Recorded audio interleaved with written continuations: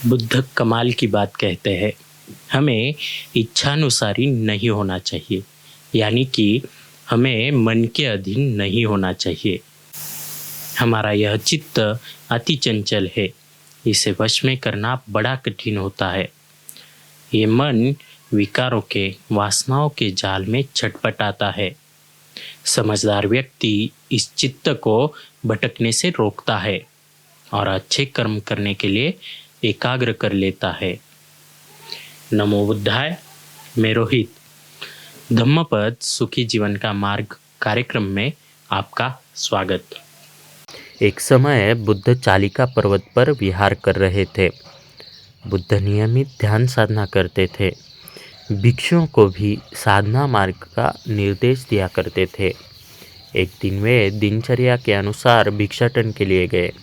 उनके साथ मेघिया नाम का एक भिक्षु भी था।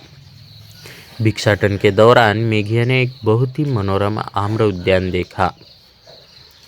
मेघिया ने सोचा कि यह आम्र उद्यान शांत है, रमणीय है।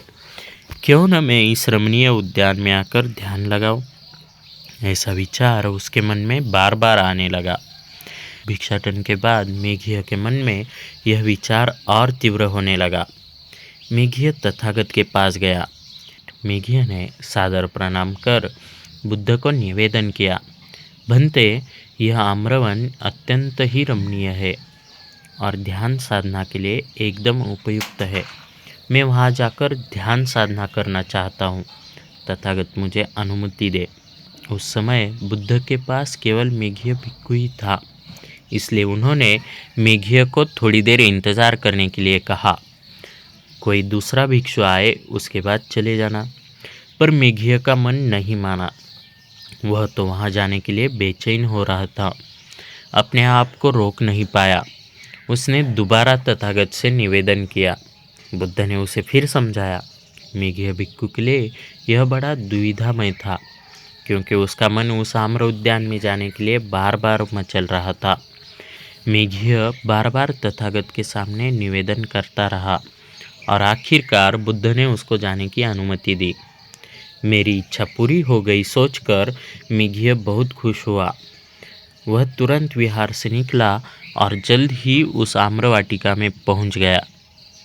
एक वृक्ष के नीचे आसन लगाकर ध्यान साधना करने लगा। मेघिया का मन साधना में नहीं लगा, इधर उधर भटकने लगा। वह मन को एकाग्र चित्त करने के लिए बार बार प्रयत्न करने लगा। पूरा दिन बीत गया, परंतु उसका चित्त एकाग्र ना हो सका। शाम होने पर मेघिया तथागत के पास आया।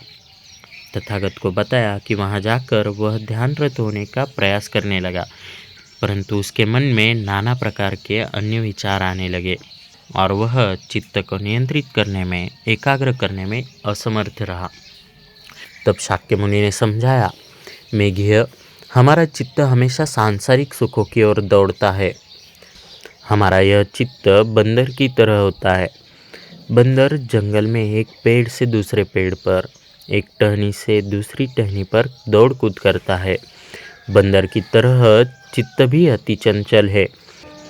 इसे रोक रखना कठिन है और चित्त का निवारण करना, मतलब अपने मन की इच्छाएं पूरी करना भी दुष्कर है। बुद्ध बोले, मेघिया, भिक्खु को इच्छानुसारी नहीं होना चाहिए। यह चित्त चंचल है, इसे अपने वश में रखना चाहिए।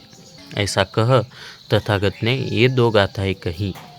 फंदनं चपलं चित्तं दुरखं दुन्निवारयं उजुं करोति मेधावी उसुकारो व तेजनं। यह चित्त चंचल है, चपल है, इसका संरक्षण करना कठिन है।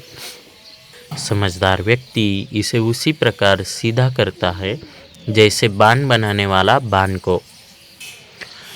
वारिजो वथले कित्तो ओकमोक्कत उब्बतो परिफंदंति दंचित्तं मारधेयं पहातवे। जैसे तालाब से फेंकी गई मछली तड़फड़ाती है, उसी प्रकार यह चित्त भी मार के फंदे से निकलने के लिए तड़फड़ाता है। हमें अपने मन के अधीन नहीं होना चाहिए। मन चंचल है, इसे अपने वश में रखें। सुखी रहे, खुश रहे। कहानी पसंद आए तो लाइक करें, कमेंट करें, शेयर करें। आगे और कहानियाँ देखने के लिए चैनल सब्सक्राइब करें। नमो बुद्धाय।